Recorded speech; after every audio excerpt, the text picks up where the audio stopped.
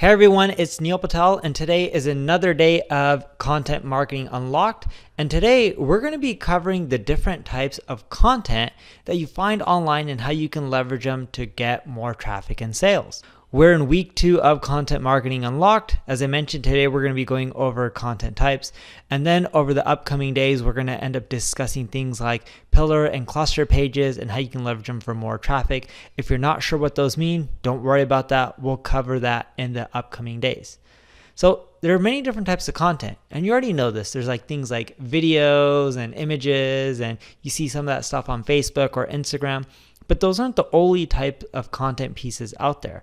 So today I want to take the time to go over all the different types of content that you can create to generate more traffic on your website. The first one that you're seen before, but you didn't really think as of content is tools. If you look at neilpatel.com, I have Uber suggested tool. It drives a lot more traffic than text-based content. I also have interactive content, interactive tools within my content.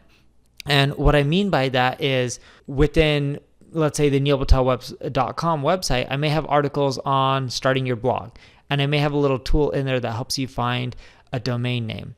And that's an example of interactive content within articles, right? So I'll integrate tools to make the experience of the text much better. Another one is the SEO Analyzer on neilpatel.com. It ends up showing you all your site audit errors. And if you haven't used it, check that out. Go look at the SEO Analyzer, put in your URL.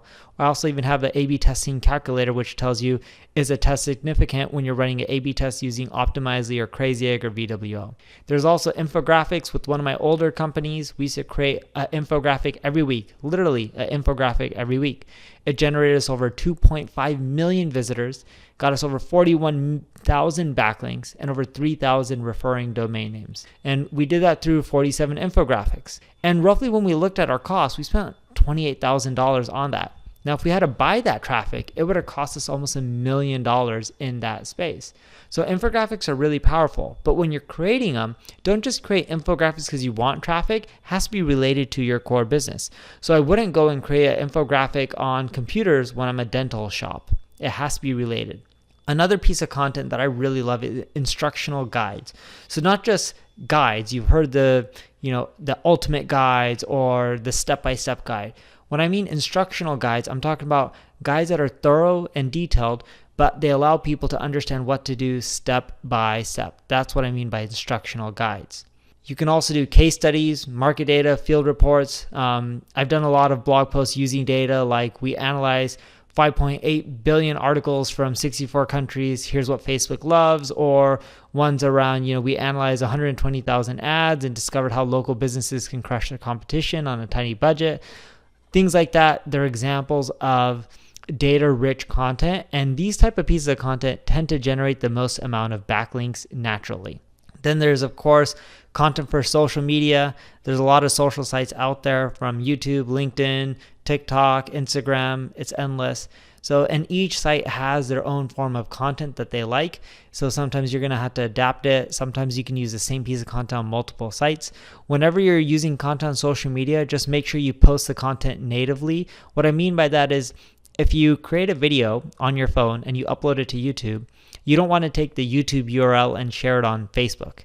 You want to take that video again, even the same one, and re-upload it to Facebook. That's how you get the most amount of traffic from Facebook. That's how you get the most amount of traffic from YouTube. You got to natively upload that content to each site versus sharing the link from one of the networks on another social network. Videos, you've seen them all around the web. They're becoming extremely popular. YouTube is an extremely popular website. They say it's worth over $100 billion.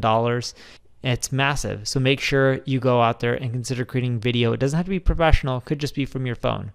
You can also do podcasts as well. Sometimes my co-host Eric Sue and I of Marketing School, which is our podcast, if you haven't checked it out, make sure you do. Sometimes we'll do a recording our podcast episodes, but we'll also go live and record the video of us recording the podcast, and we'll even take questions from a live audience and answer them as well. And podcasts are blowing up. They're booming, especially in certain parts of the world like Asia. So make sure you jump on the podcast bandwagon now before it gets too late. Now with podcasting, people listen to them when they're on the go, in their car, working out, jogging, whatever it may be. it really does create a personal bond with people. And there's so many distribution channels for podcasts, like the iTunes store or Spotify. These are all places where you can get more people listening to you as well. Then there's webinars. If you want to check out one of my webinars, go to neilpatel.com/master-class, and you'll see one of my webinars. So that's an example of a webinar. It's great to build engagement. It's great to sell from, and people will give you instant feedback, and they'll be on there for 20, 30 minutes, sometimes even an hour, depending on how long your webinar is. You can also take a hybrid approach. Sometimes with a lot of my blog-based content, you'll see me embedding videos or audio files or animated infographics, and it's because I'm taking a hybrid approach. I don't do this because I want more traffic, and well, technically I want more traffic, but that's not the purpose of me doing that. The hybrid approach, if it helps provide a better experience for people and it can delight them more, that's when you want to end up doing it. You don't want to do it just for the sake of being like, oh, let me embed a video so I can get more video views. It's about providing a better experience. Then there's ebooks and white papers. These are great, especially if you're trying to generate leads. This is more effective in B2B than B2C from what I've seen, but it's also great as well. And a lot of times you can do it saying, put in your company information if you want this ebook or white paper.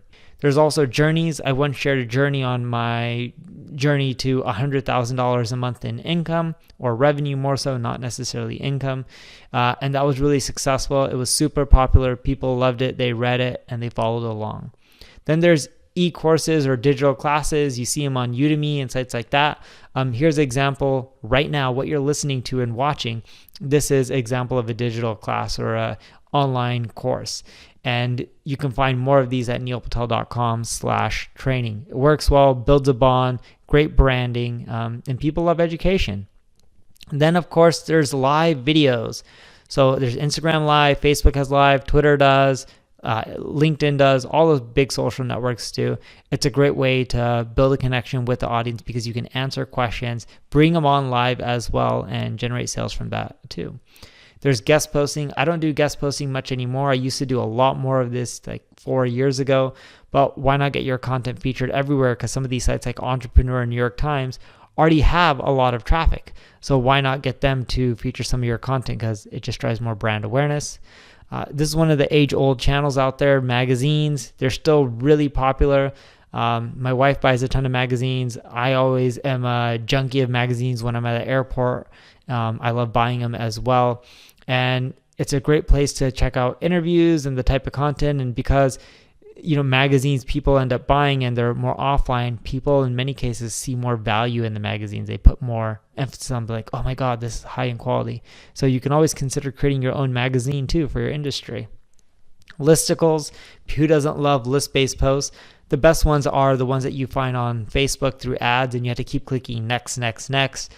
Don't do that. People do that because they want to generate ad income. If you want to generate ad income, you could do that. But in general, you want an easy to understand listicle. It's great for conversation, works well for gathering links.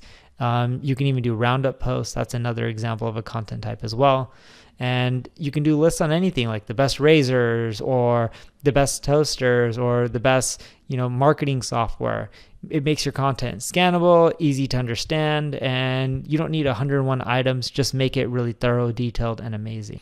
You can also use multiple images within a post that tell a story.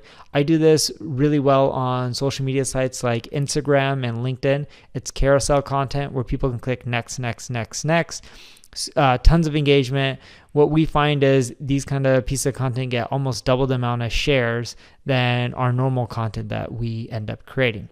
So now what I want you to do is go to neilpatel.com/training, click on Content Marketing Unlocked, and go to week 2, video 1, and download the content types checklist. So that way when you're creating content, you'll know what type you're creating, the goals, objectives, and how you can end up generating more traffic from these content types. Now, if you have questions, feel free to leave a comment. If you enjoy the video, like it, share it, tell your friends about it, and of course, subscribe to the channel.